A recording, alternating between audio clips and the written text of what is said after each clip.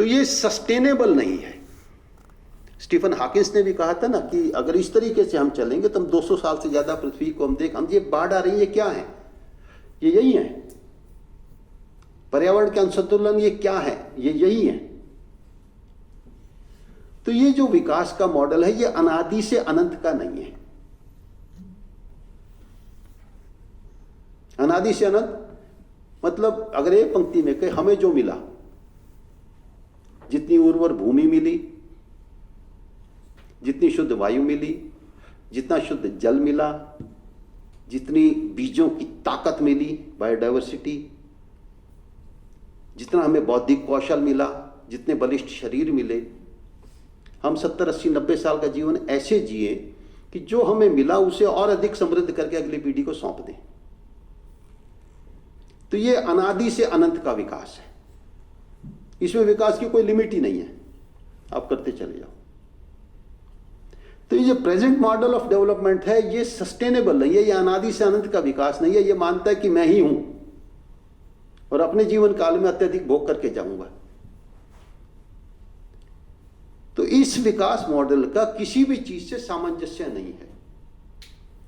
मनुष्य का प्रकृति से, मनुष्य का जीवों से, मनुष्य से, मनुष्य का संस्कारों से, मनुष्य का उपभोग से कोई सामंजस्य नहीं है, इसलिए ये चल नहीं सकता। तो हमें जो प्रचलित मॉडल हैं उसमें से ये निकालना पड़ेगा कि हम अपने पुराने मॉडल को, जो हम एंगस मेडिसन की एक किताब है उसमें उन्होंने बताया है कि 2000 साल का उन्होंने दुनिया की अर्थव्यवस्थाओं का अध्ययन किया है। तो भारत की अर्थव्यवस्था के बारे में उन्होंने ये चीजें बताई हैं कि हम 1750 तक, जो मैंने बताया, मतलब 35% हमारा पीक था। हम दुनिया की जीडीपी में शेयर रखते थे और एनवायरमेंट फ्रेंडली होकर हम ये रखते थे। हमारी नदियों का जल ऐसा होता था कि पी लो। हमारी भूमि इतनी उर्वर होती थी कि ये अनेक पौष्टिक मतलब चीजें उसमें से, आज अगर हम भूमि को देखें तो ऑन एन एवरेज, अगर आप मिनिस्ट्री ऑफ फर्टिलाइजर का डाटा उठा के देखेंगे 2023 का, 1951 में हमारे यहां 1 हेक्टेयर में 1 किलो यूरिया डलता था। 66 में हरित क्रांति, सो कॉल्ड ग्रीन रेवोल्यूशन आया। जब मैं सो कॉल्ड कहता हूं तो उसके कहने के लिए मेरे पास तर्क है, तथ्य हैं, वैज्ञानिक दृष्टिकोण है। आज 1951 में 1 किलो यूरिया पर हेक्टेयर डलता था। 1966 जब ग्रीन रेवोल्यूशन आया 4 से 5 किलो पर हेक्टेयर डला। आज मिनिस्ट्री ऑफ फर्टिलाइजर का आप डाटा उठा लीजिए, 135 kilo on an average 1 hectare में डलता है। पंजाब में 400 किलो डलता है। उसका असर क्या हो रहा है? यहां जितने लोग बैठे हैं, मेरा दावा है किसी ना किसी sugar, BP, kidney cancer, liver के मरीज को जानते होंगे। और ये हर साल बढ़ रहा है, सेहत पे असर नहीं डाल रहा। 1966 में ग्रीन रेवोल्यूशन आया। 1976 में पहली बार सरकार ने यूरिया कंपनियों को 60 करोड़ रुपए सब्सिडी दी। पिछले वर्ष की सब्सिडी कितनी है? 2.5 लाख करोड़। क्या सस्टेनेबल है? चलो सब्सिडी भी छोड़ दो, लोगों का स्वास्थ्य भी छोड़ दो। हमारे यहां 15 करोड़ हेक्टेयर कल्टीवेबल लैंड है। दुनिया की 2.4% जमीन है हमारे पास सिर्फ। हमारा 32 लाख वर्ग किलोमीटर का क्षेत्रफल है, चीन का 96 लाख किलोमीटर का है, अमेरिका भी हमसे बड़ा है। हमारे पास दुनिया की 2.4% जमीन है, उसमें से भी आधी से थोड़ी ज्यादा कल्टीवेबल है।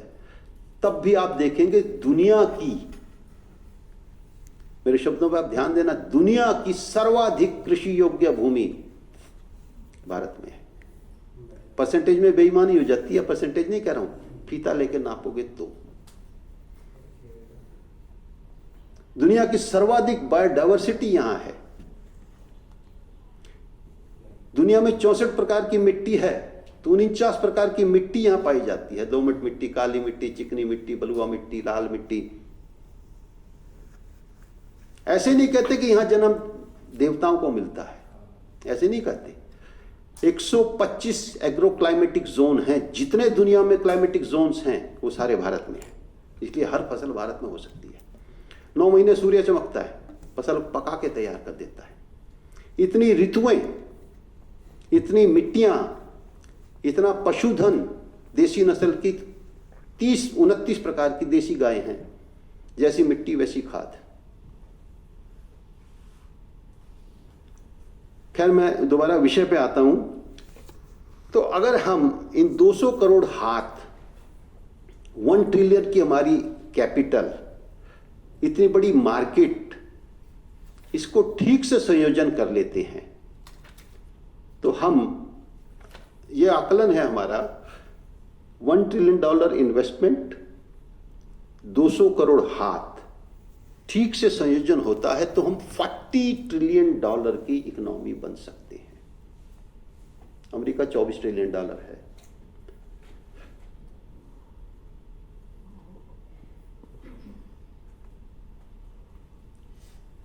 ये कोई ऐसा नहीं है कि ये अचीव नहीं किए जा सकते टारगेट्स। इनका ठीक से नियोजन हो, लेकिन फिर भी हम बहुत कंजर्वेटिव भी हो जाए तो 2030 तक हम एनवायरमेंट फ्रेंडली रहकर $10 ट्रिलियन की इकोनॉमी तो बन सकते हैं। एक टारगेट। दूसरा टारगेट, 2030 तक भारत में कोई बेरोजगार नहीं रहे, ये हम पक्का इंश्योर कर सकते हैं। इसमें हमारा होमवर्क है, स्टडी है, 2-2.5 साल की स्टडी है। और तीसरा, हर एक की इतनी आमदनी जरूर होगी कि वो बीपीएल नहीं रहेगा। उसकी इतनी आमदनी जरूर हो कि वो अबव पॉवर्टी लाइन वो आ जाएगा। अब इसके करणीय पक्ष क्या है? मेरे पास 4.5 मिनट रह गए हैं, 5-7 मिनट अगर मैं फिर क्वेश्चन आंसर लेने। करणीय पक्ष क्या है? करणीय पक्ष यह है कि दुनिया ऑर्गेनाइज की तरफ जा रही है। भारत में अभी स्थिति है रोजगार की, ऑर्गेनाइज सेक्टर 3 करोड़ 80 लाख रोजगार देता है। ऑर्गेनाइज सेक्टर में 5 चीजें आती हैं। 4 प्रकार की सरकारी नौकरी, जहां 10 लाख से ज्यादा की जनसंख्या होती है वहां नगर निगम होते हैं। नाली, जन्म, मृत्यु प्रमाण पत्र, सफाई, इनकी देखभाल के लिए 10 लाख से ज्यादा पॉपुलेशन होती है, वहां नगर निगम होती है। देश में अभी मुझे लेटेस्ट नहीं पता, लेकिन कुछ समय पहले 56 नगर ऐसे थे जहां नगर निगम थी। पहली नौकरी ये होती है सरकारी।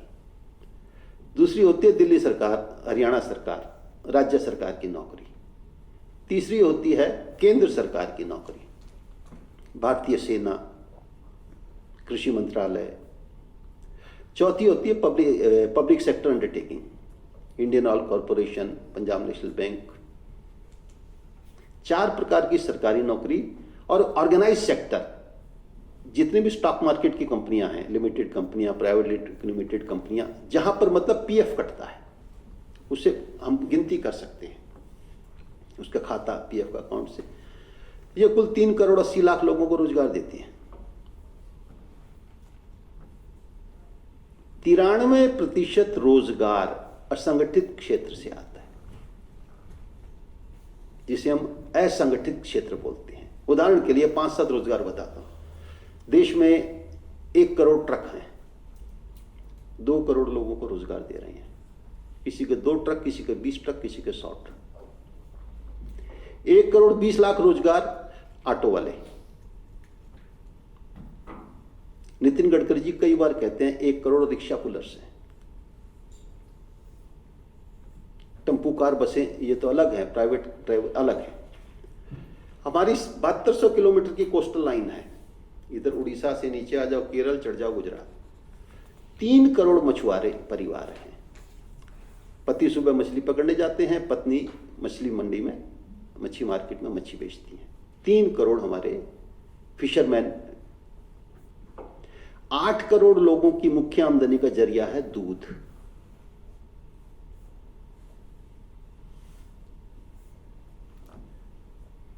1,10,00,000 छोटी दुकानें हैं जिनसे हम सब आटा दाल या खरीदते हैं पूरे देश में।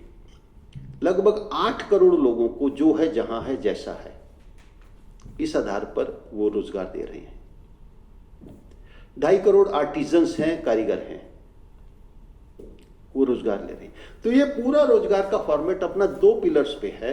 एक, अपनी बुद्धि, अपनी पूंजी, अपनी मेहनत, अपना जोखिम के आधार पर कुछ प्रतिभाशाली युवा काम शुरू करते हैं, और जो उनसे एक कदम नीचे रह जाते हैं, जो ये नहीं कर सकते, उनको जो है जहां है जैसा है उस आधार पर वहीं रोजगार दे देते हैं। अनपढ़ है, विधवा है, दिव्यांग है, गांव में है, कस्बे में है, शहर में है, गरीब है, तो अपनी बुद्धि, अपनी पूंजी, अपनी मेहनत, अपना जोखिम के आधार पर हमारे अनऑर्गेनाइज्ड सेक्टर के एंटरप्रेन्योर्स जो है जहां है जैसा है के आधार पर रोजगार दे देते हैं।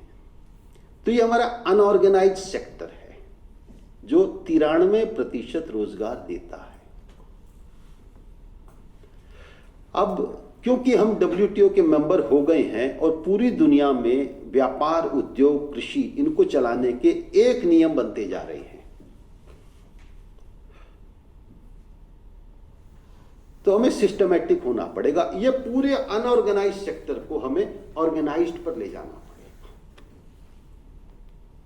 इनको एजुकेट करना पड़ेगा कि अब इस तरीके से नहीं चलेगा, क्योंकि पूरी दुनिया की अर्थव्यवस्था का इंटीग्रेशन हो गया है। तो अब ऐसा नहीं चलेगा कि आप रेडी पे बेच रहे हैं टिक्की और लिख रहे हैं एक टिक्की 20 रुपये, ये नहीं चलेगा। FSSAI के रूल आने वाले हैं, रेट भी लिखना पड़ेगा, टिक्की भी लिखनी पड़ेगी, कितनी कैलोरीज है ये भी लिखनी पड़ेगी। अगर जरा सा वेरिएशन हो गया तो 2 साल की कैद, 10 लाख का जुर्माना होगा। हमारे छोटे दुकानदार समझ नहीं पाए तो उनका बड़ा शेयर फ्लिपकार्ट, वॉलमार्ट वो ले गई ना ई-कॉमर्स में। और वो पिताजी और बेटा बैठे हैं दुकान पे कि बेटा वो तो सेल्स तो हमारी कम हो गई, माल तो लोग अब भी खरीद रहे हैं।